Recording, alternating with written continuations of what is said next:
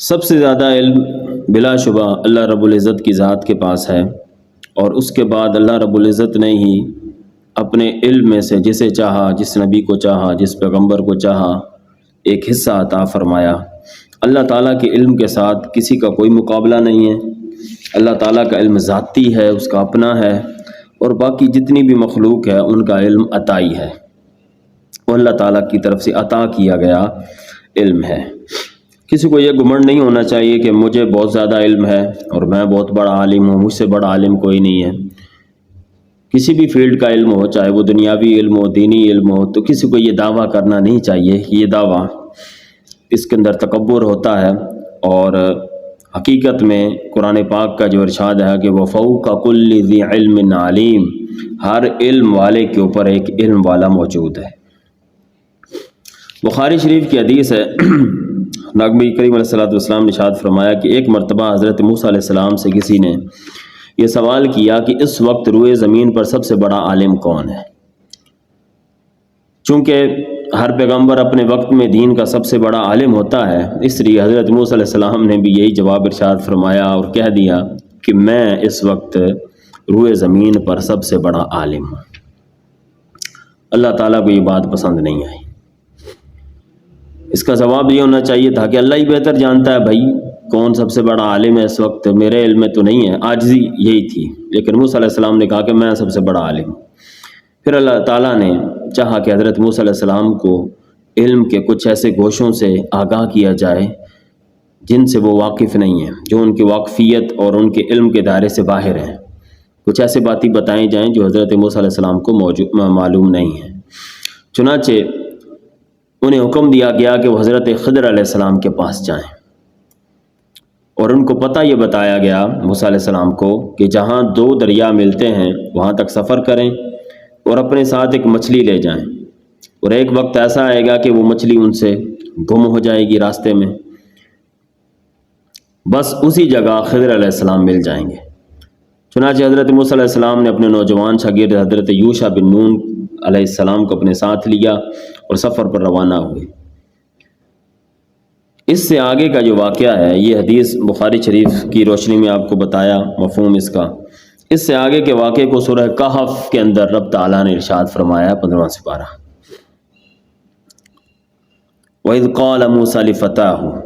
اور واقعہ یاد کیجئے جب موسیٰ علیہ السلام نے اپنے نوجوان ساتھی اور خادم یوشع بن نون سے کہا کہ پیچھے نہیں ہٹ سکتا یہاں تک کہ دو دریاؤں کے سنگم کی جگہ تک پہنچ جاؤں، یا پھر میں مدتوں چلتا رہوں۔ فَلَمَّا بَلَغَ مَجْمَعَ بَيْنِهِمَا، سو جب وہ دونوں دو دریاؤں کے درمیان سنگم پر پہنچے تو وہ دونوں اپنی مچھلی وہیں بھول گئے۔ نسیٰ حوتہ، وہ تلی ہوئی مچھلی زندہ ہو کر دریا میں سرنگ کی طرح اپنا راستہ بناتے ہوئے نکل گئی۔ فَاتَّخَذَ سَبِيلَهُ فِي الْبَحْرِ سَرَبًا، فَلَمَّا جَاوَزَ، پھر جب وہ دونوں آگے بڑھ گئے، وہاں تھوڑی دیر آرام کیا، آگے چلے، تو موسیٰ علیہ السلام نے اپنے خادم سے کہا ہمارا کھانا ہمارے پاس لاؤ، بے شک ہم نے اپنے سفر میں بڑی مشقت کا سامنا کیا ہے۔ تو خادم نے کہا، یوشع بن نون نے کہا، قَالَ أَرَأَيْتَ إِذْ أَوَيْنَا إِلَى الصَّخْرَةِ فَإِنِّي نَسِيتُ الْحُوتَ، خادم نے کہا کہ کیا جب آپ نے دیکھا جب ہم نے پتھر کے پاس آرام کیا تو میں وہاں مچھلی بھول گیا تھا، اور مجھے کسی نے نہیں بلایا سوائے شیطان کے کہ میں آپ سے اس کا ذکر کروں۔ شیطان نے بھلا دیا، آپ کو میں بتانا چاہا تھا لیکن شیطان نے میرے اوپر نسیان طاری کر دیا، میں بھول گیا آپ کو بتانا کہ مچھلی تو جہاں ہم رکے تھے پتھر کے پاس، وہاں پر سرنگ بنا کر پانی میں نکل گئی تھی،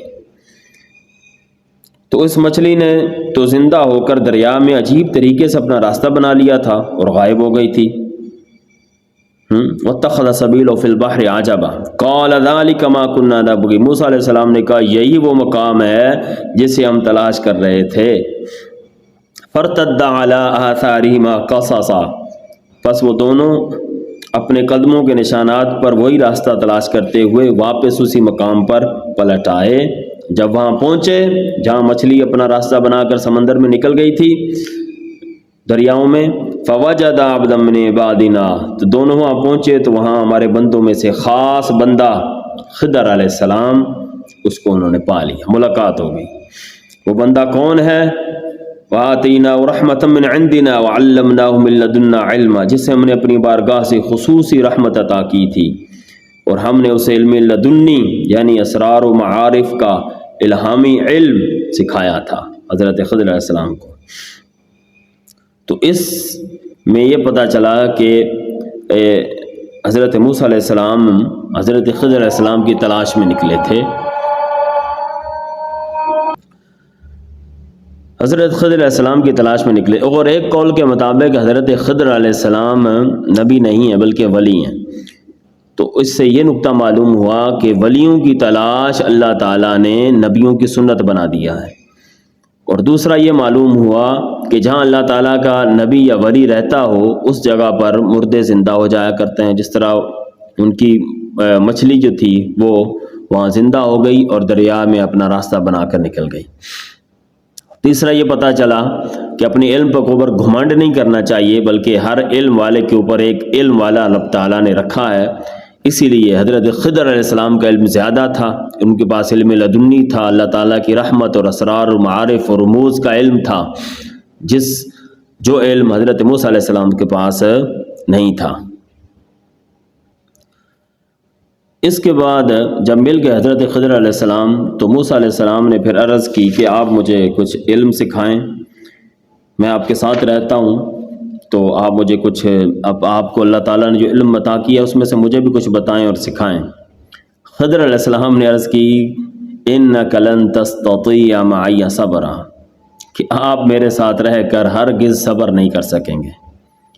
میرے سے جو عادتیں یا جو کام میں کروں گا آپ کی اس کے اوپر اعتراض کریں گے، سوال اٹھائیں گے، آپ سے صبر نہیں ہوگا۔ موسیٰ علیہ السلام نے تسلی دی کہ میں صبر سے رہوں گا، میں خاموش رہوں گا، میں اعتراض نہیں کروں گا۔ انہوں نے کہا چلیں ٹھیک ہے پھر چلتے ہیں۔ تو آگے چلے، فانطلقا، دونوں آگے چل دیے، اور جب دونوں سوار ہوئے کشتی میں تو خضر علیہ السلام نے کشتی میں شگاف کر دیا، اس کا ایک پھٹا اکھاڑ دیا۔ تو موسیٰ علیہ السلام وہیں بول پڑے کہ آپ نے اسے اس لیے پھاڑ دیا ہے، شگاف کر دیا ہے کہ آپ کشتی والوں کو غرق کر دیں گے، اس سے تو کشتی ڈوب جائے گی، آپ نے کشتی کو پھاڑ دیا ہے۔ اور موسیٰ علیہ السلام نے کہا آپ میری بھول پر میری گرفت نہ کریں اور میرے اس معاملے میں مجھ سے زیادہ مشکل میں نہ ڈالیں۔ پھر آگے چل پڑے، موسیٰ علیہ السلام بول پڑے، اعتراض کر دیا کہ کشتی کیوں توڑی آپ نے، حالانکہ خضر علیہ السلام نے کہا تھا خاموش رہنا، میں کچھ بھی کروں آپ نے خاموش رہنا۔ فانطلقا، پھر آگے چلے، اور آگے چلے تو ایک لڑکا تھا، حضرت خضر علیہ السلام نے اس کو قتل کر دیا۔ موسیٰ علیہ السلام پھر بول پڑے، انہوں نے کہا اقتلت نفسا زکیۃ بغیر نفس لقد جئت شیئا نکرا۔ موسیٰ علیہ السلام نے کہا کیا آپ نے بے گناہ جان کو بغیر کسی جان کے بدلے قتل کر دیا ہے؟ بے شک آپ نے بڑا ہی سخت کام کیا ہے۔ خضر علیہ السلام نے پھر کہا قال الم قل لك انك لن تستطيع معي صبرا، میں نے کہا تھا نا کہ آپ صبر نہیں کر سکتے، آپ سے صبر نہیں ہوگا، بول پڑتے ہو۔ پھر کہا اچھا ٹھیک ہے اب خاموش رہوں گا، اب نہیں بولیں گے۔ آگے چلے تو ایک بستی کے پاس آئے، ایک گاؤں تھا، وہاں پہنچے تو دونوں نے وہاں کے لوگوں سے کھانا مانگا۔ استطعما اہلہا فابوا، تو انہوں نے کہا کوئی کھانا شانا نہیں ہے، جاؤ یہاں سے۔ انہوں نے مہمان نوازی سے، میزبانی کرنے سے انکار کر دیا بستی والوں نے۔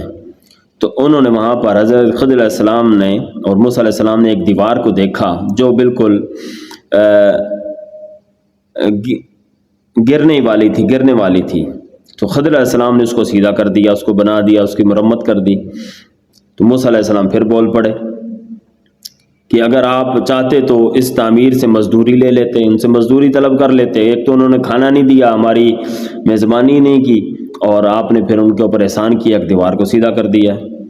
پھر خضر علیہ السلام نے کہا ھذا فراق بینی و بینک، اب میرے اور تمہارے درمیان جدائی کا وقت آ گیا ہے، ٹھیک ہے۔ اب میں نے جو تینوں کام کیے تھے، کشتی کا تختہ میں نے اکھیڑا تھا، اور ایک بچے کو میں نے قتل کیا، اور تیسرا میں نے ان کی دیوار جو گر رہی تھی اس کو سیدھا کر دیا، ان تینوں کی میں سأنبئک بتأویل ما لم تستطع علیہ صبرا، اب وقت ہے کہ میں ان باتوں کی حقیقت میں اب آپ کو بتاتا ہوں، تینوں واقعات کی، کہ جن کے اوپر آپ نے صبر نہیں کر سکے۔ اب حضرت خضر علیہ السلام کہتے ہیں جو کشتی تھی تو وہ چند غریب لوگوں کی تھی اور دریا میں محنت مزدوری کیا کرتے تھے، پس میں نے ارادہ کیا کہ اسے عیب دار کر دوں، کشتی کے اندر نقص پیدا کر دوں، اور اس کی وجہ یہ تھی کہ اس کے آگے ایک ظالم بادشاہ تھا، کھڑا ہوتا تھا، آگے ظالم بادشاہ تھا، وہ ہر بے عیب کشتی کو زبردستی مالکوں سے بلا معاوضہ چھین رہا تھا۔ ایک آگے مالک تھا، بادشاہ ہے ایک، جو بھی کشتی اس کو خوبصورت لگتی ہے اس کو وہ چھین لیتا ہے، تو میں نے اس کشتی کو عیب دار بنا دیا، اس کا ایک پھٹا نکال دیا تو وہ عیب دار ہو گئی، وہ اچھی تو نہ رہی، تو میں نے ان غریبوں پر بھلا کیا تاکہ کشتی عیب دار ہو جائے گی تو بادشاہ ان سے چھینے گا نہیں، ان بیچاروں کا روٹی پانی چلتا رہے گا۔ آگے کہتے ہیں جو میں نے غلام کو قتل کیا اور جو لڑکا تھا تو اس کے ماں باپ صاحب ایمان تھے، وَأَمَّا الْغُلَامُ وَأَبَوَاهُ مُؤْمِنَيْنِ، تو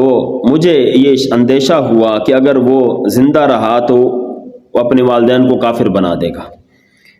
اور ان دونوں کو بڑا ہو کر سرکشی اور کفر میں مبتلا کر دے گا، تو میں نے اس کو قتل کر دیا، اور ہم نے ارادہ کیا اور اس کا رب انہیں ایسا بدل عطا فرمائے جو پاکیزگی میں بھی اس لڑکے سے بہتر ہو اور شفقت اور رحمت دلی میں بھی والدین سے زیادہ قریب تر ہو۔ اب کہتے ہیں تیسری بات رہے گی جدار کی، جو میں نے دیوار سیدھی کی ام الجدار، تو وہ جو دیوار تھی وہ شہر میں رہنے والے 2 یتیم بچوں کی تھی، اور اس کے نیچے، اس دیوار کے نیچے ان دونوں کے لیے خزانہ دفن تھا، اور ان کا باپ بڑا صالح اور نیک شخص تھا۔ سو آپ کے رب نے ارادہ کیا کہ وہ دونوں اپنی نوجوانی کو پہنچ جائیں، وہ یتیم بچے نوجوان ہو جائیں، اور آپ کے رب کی رحمت سے وہ اپنا خزانہ خود ہی نکال لیں، ان کا خزانہ محفوظ رہے، دیوار گر جاتی تو خزانہ محفوظ نہ رہتا۔ اور میں نے جو کچھ بھی کیا وہ از خود نہیں کیا۔ اب حضرت خضر علیہ السلام کہتے ہیں کہ میں نے تمہیں شروع میں کہا تھا کہ خاموش رہنا میری باتوں پر، تم سے صبر نہ ہوا، تین واقعے ہوئے، تینوں پر تم نے اعتراض کیا۔ اب خضر علیہ السلام کہتے ہیں کہ میرا علم زیادہ تھا، رب تعالیٰ نے مجھے حکمت اور معرفت جو عطا کی تھی میں اس کے مطابق چل رہا تھا، اور تم صرف ظاہر کو دیکھ رہے تھے۔ وما فعلته عن امری، وہ کہتے ہیں میں نے جو کچھ بھی کیا وہ از خود نہیں کیا، ذالک تأویل، یہ واقعات کی حقیقت ہے، ما لم تستطع علیہ صبرا، جن پر آپ صبر نہ کر سکے۔ تو ان تینوں واقعات میں یعنی کہ اللہ تعالیٰ کے بندے حضرت خضر علیہ السلام نے اللہ تعالیٰ کے حکم سے یہ سب کچھ کیا تھا، جن کا علم حضرت موسیٰ علیہ السلام کو بظاہر معلوم نہیں ہو رہا تھا۔ تو زندگی کے بہت سارے ایسے واقعات آتے ہیں جن پر ہم بے صبرے ہو جاتے ہیں کہ ایسا کیوں ہو گیا، ایسا نہیں ہونا چاہیے تھا، میں بے روزگار کیوں ہوں۔ تو اللہ تعالیٰ کے علم میں ہوتا ہے کہ کس وقت کس شخص کو کتنا مال دینا ہے، کس وقت کس کو غریب رکھنا ہے، کس کو کس وقت صحت دینی ہے، کس وقت کس کو بیمار رکھنا ہے۔ تو یہ واقعات، حادثات، کس کو زندگی اور موت، سارے اختیارات اللہ رب العزت کے ہاتھ میں ہیں۔ تو واقعات سے جو ہے انسان بہت کچھ سیکھتا بھی ہے، صبر سیکھتا ہے، اور اسی میں رضا اللہ تعالیٰ کی ہے کہ بندہ جو بھی رب تعالیٰ کی طرف سے واقعہ ہے، تکلیف آئے، مصیبت آئے، اسے تسلیم کر لیا جائے اور اللہ رب العزت کی رضا مان کر اس پر راضی رہا جائے۔